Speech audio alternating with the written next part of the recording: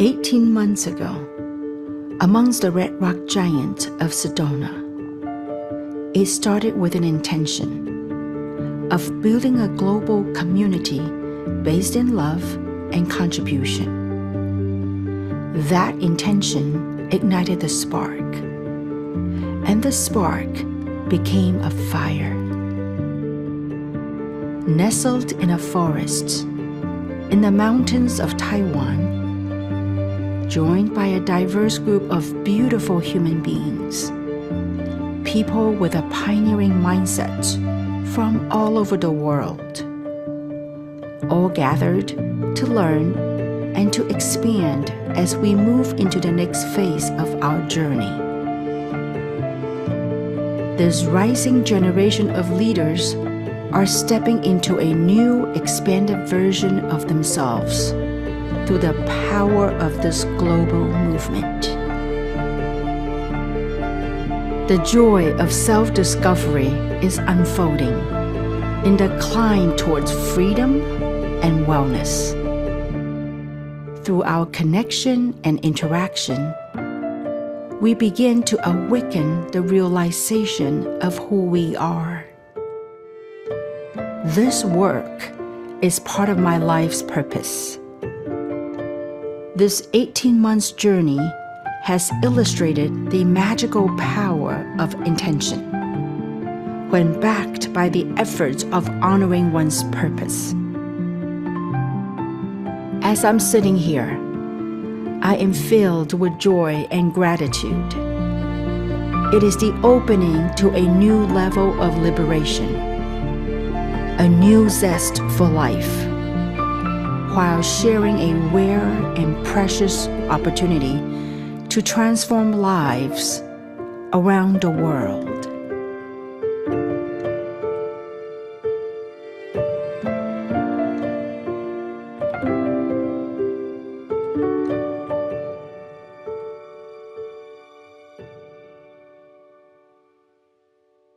Good morning, good evening, wherever you are. Welcome to our Empowerment Tuesday. So this is Kim Hui coming to you live from the mountains of Taiwan. I am currently in the forests in Taiwan, and this has been a pilgrimage. I've been away from home for the last almost 5 days from being a month. And so going from hotel to hotel to hotel. And the reason why I say it's a pilgrimage is it's very rare in a lifetime that you have the opportunity to create something that's of an impact and to have the opportunity to come back down and to do it all over again. And so I was having lunch with a friend who was quite connected in this space, in this industry, and he's from the corporate world. He actually consults for different companies in our space. And he had posed a question, and I found it quite intriguing. And he was saying, Kim, how does it feel like to be an entrepreneur again? And the way I look at it, and what he said was, he goes, you know what, Kim, if you can duplicate your success, other people can too. And so that brought on to me on this whole journey of pilgrimage, in that, a lot of people had, I would say a lot, in our world, in the space that we were in, had saw us did what we did, creating a multi-billion-dollar brand from scratch. And so this time around, we have the opportunity to come back down and to show how it's done again. Okay, so this is rare, because to do a second time in a lifetime, it's very rare. And obviously, a lot of people say, we're building a billion-dollar company, we're a billion-dollar project. But what does it really take to build a billion-dollar project? That is an art, to come back down and do it again. There's something of saying it, and believing it. Believing is right here, in my opinion. Believing it and doing it, right? So that's why there's a group of us that actually, it's a couple of my friends. We've been on tour for so far now over 3 weeks. Really truly creating change and driving change and making an impact in different communities. So with that, I'm going to get started. And the reason that came about is because I thought, this is a perfect time to do the Empowerment Tuesday on this talk. Is that when we're building this project brand new, in my 31-year career, why is it that people gravitate and levitate and drive success, and why some don't? And let me and I think that starts with the right perception. And so maybe what I could do is kind of dive in and kind of to demystify or the old saying of how money are made. I think that's very important to have the right understanding, because the perception, I mean, to question all the things that we were taught, but to look at why is it that some people do it, some people make it, some people don't. And so let's evaluate the old myth, right? The old saying that time is money. That perhaps most of us living whatever years you have lived, you've heard about that, either from our parents, from society, from your grandparents. Time is money. Why is that? Why is that? Why do people say time is money? It's an old saying, but have we ever really evaluated that the truth to that, right? And so maybe why that was said. And so let's examine how most people up to this point, how they go and create money, how they make money, how most people make money, right? So let's take a look at it. So I would say there's three major types of ways that people make money, okay? Number one is people that have a job, okay? So for people that have a job, what do they get? Every hour they worked, they get the dollar, right? So it's time and money. So to work a job, what does it require? It requires time and, time and effort, okay? So for your hourly wage, for most people that work a job, they got hourly wage. It doesn't matter, if they're getting 30 bucks an hour, 50 bucks an hour. And so times number of hours they work, that's called time and effort. Then you make money, right? So that's a type one, that's a job, right? So for some people, maybe they have saved enough money, or maybe they have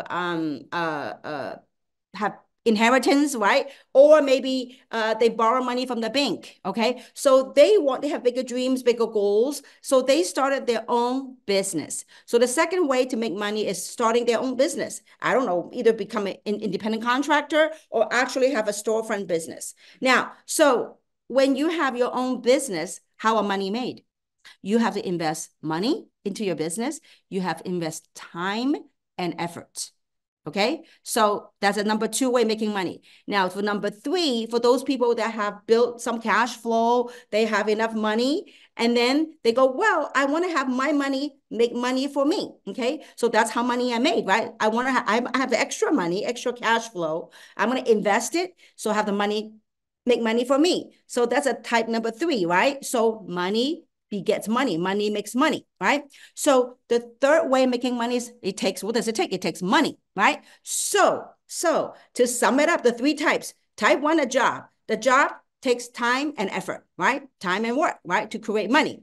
Number two, business.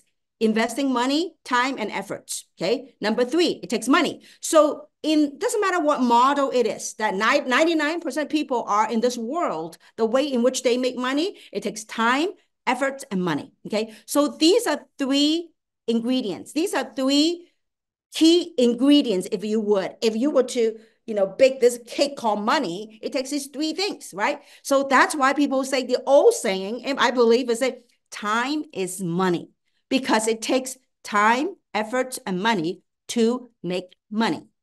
Now, so how do people become wealthy? How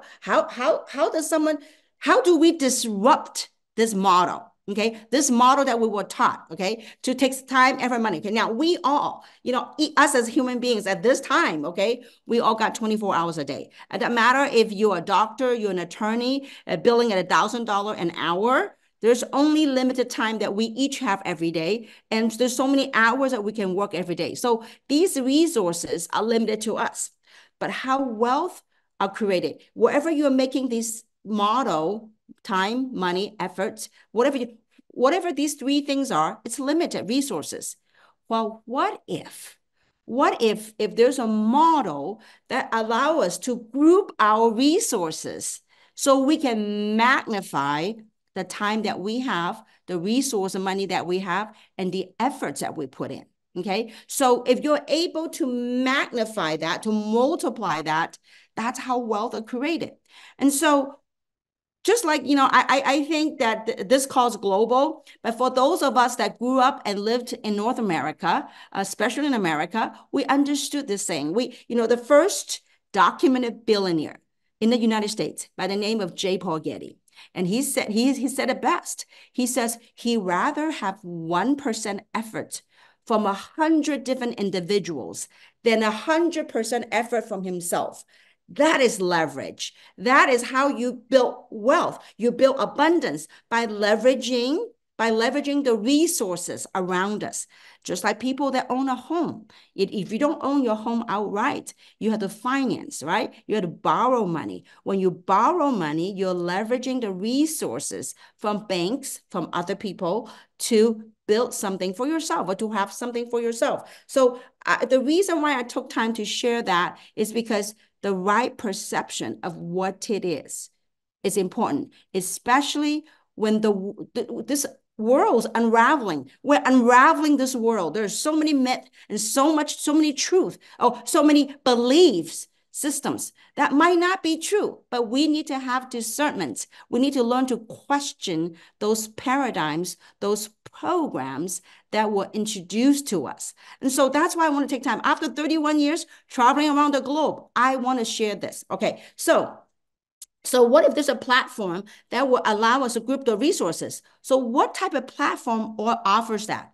I think there's something very prominent that took place in the last decade, and that's called sharing economy, or also known as peer-to-peer economy. Well, what does that mean?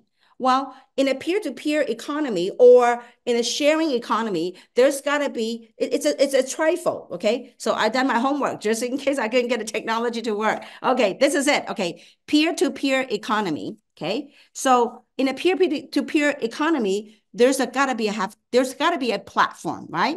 A platform, and there's got to be participants and customers.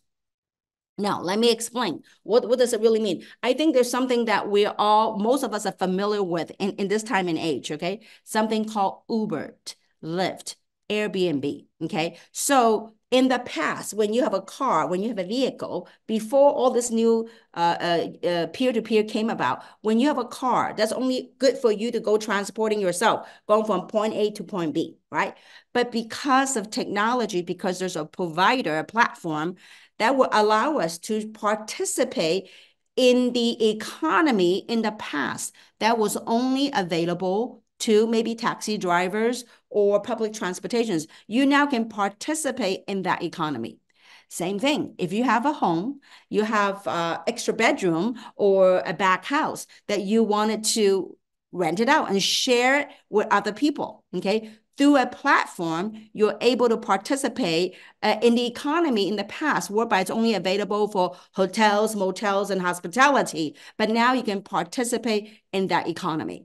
And so I wanted you to understand that. And so in the example of an Uber or Airbnb, okay, so Uber will be the platform, okay? Participants, if you want to be an Uber driver, you're a participant of that, okay? And then you have a customer who needs a ride. Okay, so that's a peer-to-peer economy. Now, so what do we have here? We have the platform. The platform is three, okay? The participants, you and I, as entrepreneurs, to share in this economy, okay? In this wellness space. At the same time, we have customers and consumers who consume our products. But here's where the disruption happens, okay? In the past, in businesses, it's really going from B, a business, to a C, to a customers, okay? But, in most businesses, I don't care what business school you go to, it's about two things. Not about two things. The means, right? They wanted to increase their customer base and they want to increase their bottom line, their profits, right? Most businesses have these two major goals: increase the customer base, market share, and number two, profits. Okay, well, here's where the disruption happens with our peer-to-peer platform, okay, or this sharing economy, is that we're able to empower consumers to become a participant. So they can go get more customers, and they can also enroll more participants to build a business. And so, and the beautiful thing of that, if you have an Uber driver, you're limited geographically to wherever your car is, your vehicle is, and your customer is. Well, in this global space with the advance of technology and the internet, that we're able to participate currently in 15 countries and territories. And so that is the power. And so because in order for us to drive change, okay, having the right perception is important, okay? So I just explained about the perception of what this model is. I think we as entrepreneurs, we need to upgrade our terminology. A lot of times people don't understand this space. They will label it as whatever that their old belief system were about what this is. I think we as entrepreneurs first have to understand, have the right perception of what this model is, okay? And then because with the right perception, it will have the right belief system, okay? And the third part is you got to have the right action, okay? So in order to drive change, okay, you got to have the right perception, okay, the right belief, that you could do it, okay? Because, having the right perception, with the right perception comes the right belief. With the right belief comes with the right action, okay? So we're going to go over that in a little bit of what that is. So in this business, we got to have very mindful practice, okay? Mindful practice means, oh, this looks good, like Versace plus. Okay, good thoughts. Okay, so mindful practice. Every day we got to have good thoughts. Okay, and this is something that universities, societies, we were never taught. Okay, but thoughts have power. Okay, it truly does. So every day you think of good thoughts, you manifest good thoughts. And also you got to be mindful. The ego mind is very, very tricky. Sometimes it can be. Whatever decision you choose, your mind will find reasons, excuses to justify the mean. Let's say that if you made it or you choose not to do it, you will have 1,000 reasons why you don't want to do it. Or if you decided, resolved to get something done, all you need is one reason, one good reason why you want to do it. Okay, so have good thoughts. Okay, because every day as we live our lives, sometimes the ego mind comes in and tricks you. You go, yeah, you don't need to do that. No, I'm not having that today, not ever. Okay, so having good thoughts. Okay, good thoughts free. The thing is, you are in control of those thoughts. Okay, all right, now, and then the second thing is good practice. What does it mean by good practice? A lot of times when you go on this journey, that, as you go on a sorting process, the way I look at this whole thing is a sorting process. You are sorting through the participant that want to say yes, okay? So good practice means that, I think there are many incredible business builders that talk about it. You got to go through your sorting process so fast, so quick, so that you get to your next yes. A good practice, in my opinion, means flow, okay? Don't get stuck on the nose. Some people have what I call the FDS syndrome, okay? So what's FDS, okay? It's frequent digress syndrome. What do I mean by that? When you have someone that said no to you, or when something that challenging happened to you, we digress. We digress and go on a whole maze journey and got ourselves into that whole path. Like, oh, why did you say no? Or I didn't make it because of this, or because this. We digress. And in life, too often times, people don't flow. They digress. They go back to whatever distraction. Okay, don't get distracted by rank. Don't get distracted by stuff. When you know what you want, all you need is one right reason why you want to do this. Okay, so Get over the FDS syndrome, okay? Flow to your next yes. And, it's like life, right? There's peaks and valleys, right? Our emotions, there's peaks and valleys, okay? So when you are in the valley, what you want to do is step on the gas and get the heck out of that valley, okay? So some people, the FDS is like people park in the valley. Don't park in the valley. As you're going there pursuing your dream, when things don't go your way, learn to think about good thoughts. Nurture yourself, self-care. Nurture yourself with good thoughts. And think about the things that you wanted to accomplish, you wanted to achieve. What does it give you fulfilling? What does it give you meaning? What does it give you purpose? Things that actually feeds your heart, okay? And flow to the next one, okay? Now, action.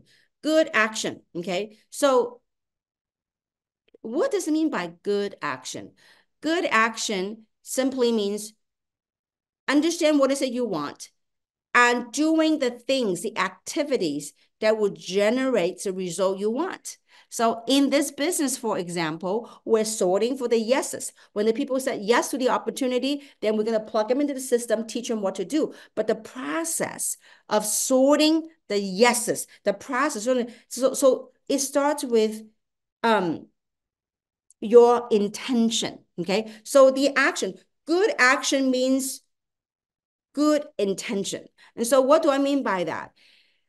The way I have built my career, my business, this is my intention. The way I look at the platform is that I have a gift to share, especially in the times we're living in right now. A lot of changes unraveling around the world. So we have a gift, a platform that can offer to those who are ready.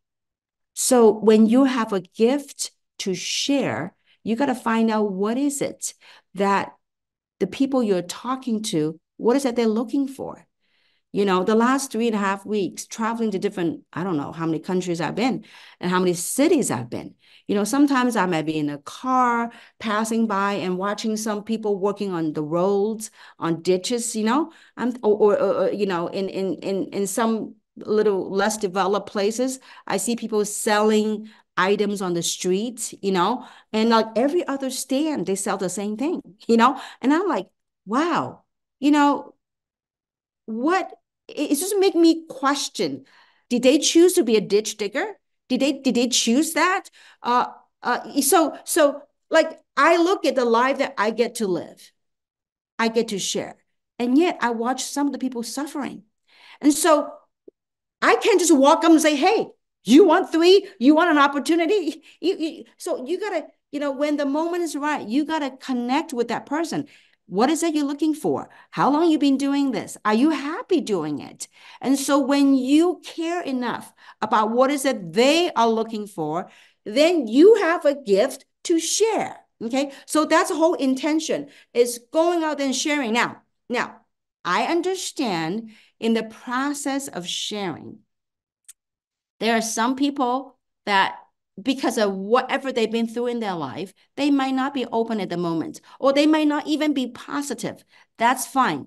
As long as your intention is pure, that you got to flow to the next one, flow with it. Because that's why I don't take it personal. When people say no to me, I do not take it personal, not for 1 second, because I have a gift to share. If I have a gift to share, I mean, this is part of the gift, right? So I have a gift to share. If they say no to it, no harm done.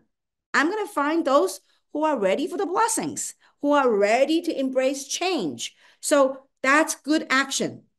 Don't park in the valley. Do not have this FDS, okay, frequent digress syndrome, okay? So let's get over it. Now, in that entire process, obviously, everybody it's an individual journey. It sounded so simple, doesn't it? On the surface, on the flow. But behind that flow, behind that action, behind that work, it is an individual journey. An individual journey where we get to tap in and not let the egoic mind, the emotion, the reaction to the emotion. Why did they say that? Did they say no to me? Did they reject me? Not having that, not having that. Okay. So, but it's a journey, it's an individual journey. When you know what you want, don't digress. Don't get distracted. Okay. Just move towards flow to the next yes, flow to the next yes. Focus on the people that you have. If you haven't found the right one yet, continue on the dance. We literally have people. Now, when you see people are up ranking, they go, oh my gosh, they become a 4-star, a 5-star. Whatever they become, most of us are not privy to the behind the scene, the inner growth that that person have done, or the work that they have done. I have literally seen people have sat on being a 3-star pro for a year, for months and months and months, until they find the right person. Then they rank up to a 4-star, to a 5-star. Okay. So case in point. Okay. Just real quick. I mean, and I want to bring this out by what I mean by flow and practice. Continue on that dance. Many of you heard that story. I mean, maybe not many of you. It doesn't matter. So I think you heard about. I think in the last Tuesday Empowerment Tuesday call, or one of the Empowerment Tuesday calls, that you heard the 4 ladies.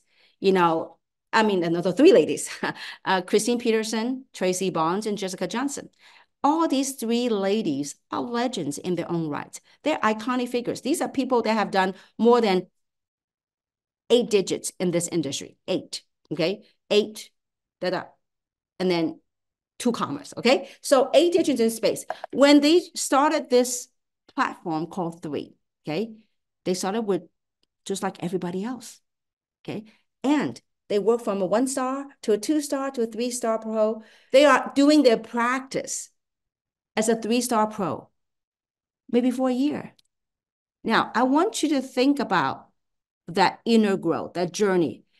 Someone who has made 9 digits before, iconic figure, another platform, okay, in their previous career, a legend, but coming over here as a 3-star pro for a year or for months. Yet it didn't stop them. They continue to practice. They continue to flow. They continue to dance with this. Jessica Johnson finally hit 4-star. Okay. So, and Tracy Bonds hit 4-star.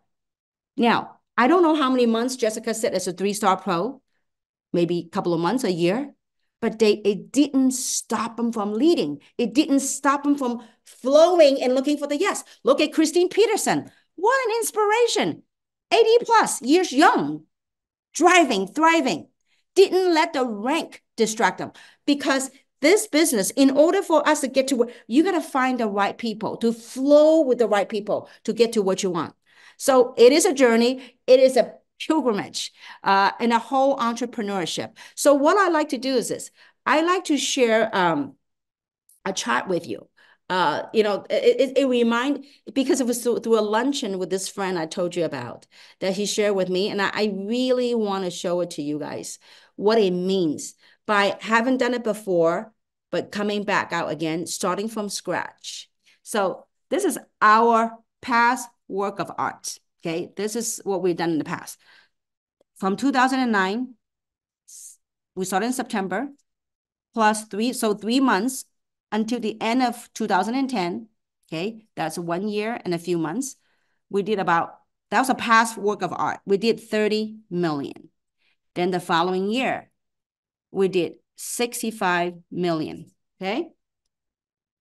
Okay, there we go.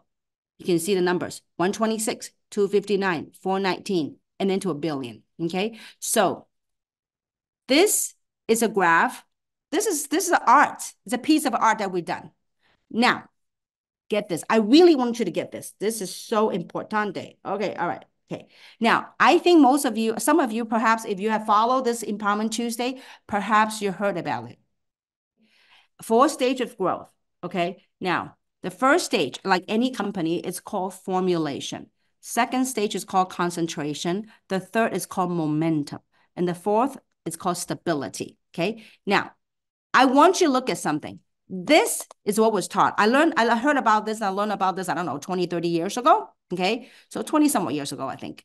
And so I learned about this. It's one thing of learning something from school, from theology, from theories, or from books, from textbooks, right? It's another of having the opportunity to actually building one. You learn a concept, but actually having the blessing and the opportunity of building one. Now, so in Dr. Charles King's studies, is when a company hits about 150 million-ish, okay, between 150 to 250 million, that's when a company hits momentum. When a company hits momentum, that means with or without you, it's going to skyrocket. Why? Because there's acceptance by the marketplace. There's acceptance and the market awareness. People heard about the brand, your story, the testimonial.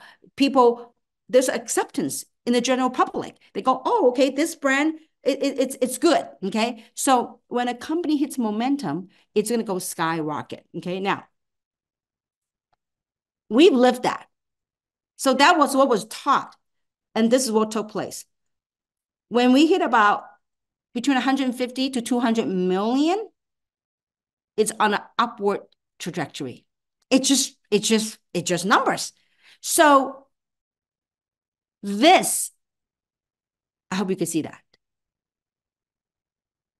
This is a path, our past work of art. Our first year, it's, I guess some leader has shared already. Our first year, we did 65 million, first year. Before, we did 30 mil, right? The previous work of art, we did 30 mil. But here, our first year, we did 65. So where are we now? I think we're about to enter concentration stage. Okay. A lot of people ask, when is the best time to participate? When is the best time to join? Well, obviously, the best timing, of course, in the beginning, but in our space, okay, in our space, 99% of the companies will fold within the first year. They don't make it past the first year. So we're really good. We're really blessed. The first year, we made it with flying color, okay? So first year, 65. So let's just say that you're on a trajectory, okay, where we're heading. Now, I believe we're heading to concentration. We're beginning the concentration, and maybe next year, we'll go to a momentum phase. Now, obviously, there's no guarantee. I'm just talking about business concept here, okay? So here's the thing. I want you to understand something. Where do you suppose most of the wealth are created? I lived one. We lived through one, okay? Most of the wealth are created in the momentum phase. The momentum phase will last 4 to 6 years, okay? So this is the biggest ride. Now, people, when's the best time to come? I don't know. Depends on you.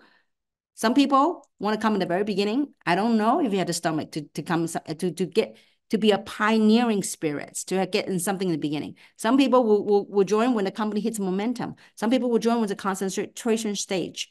But question to you is, where would you like to be positioned? When would you like to start working? When would you like to begin to really tap into your true potential or doing something for you and your family? This is a question for you.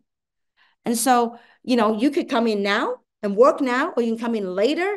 You can come in when we become a stable company, when we become a billion-dollar brand. And so I hope that through these kind of sharing, that the conceptual sharing, that you have the right perception of what this is. Because this is no joke, guys. We're here. The world, there's changes, unprecedented change around the world with the economy, with all that's happening. So the reason why I took this trip, it's been 3 weeks away from home, going from hotel to hotel to hotels. So it's really about helping individuals, people, to make a change to themselves. And by doing so, to making an impact to the community, to make a positive impact, and to really bring hope and wellness to humanity. And so I hope you found this little sharing helpful. Wasn't very high tech, but I made it work with my pen and paper. And so the old school way.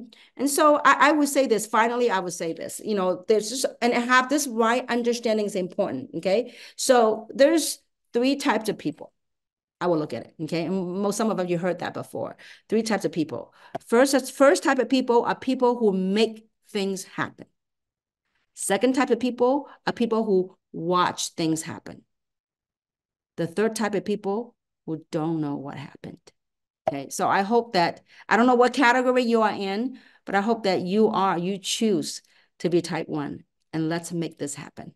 With that, thank you so much for tuning in on our Empowerment Tuesday. And I'm going to begin unpacking, and I'm going on my next stop, the final stop, and where I'm going to spend a couple of days in Kaohsiung, which is the most southern part of Taiwan. So have a great evening, everybody, a great morning. Let's rock and roll.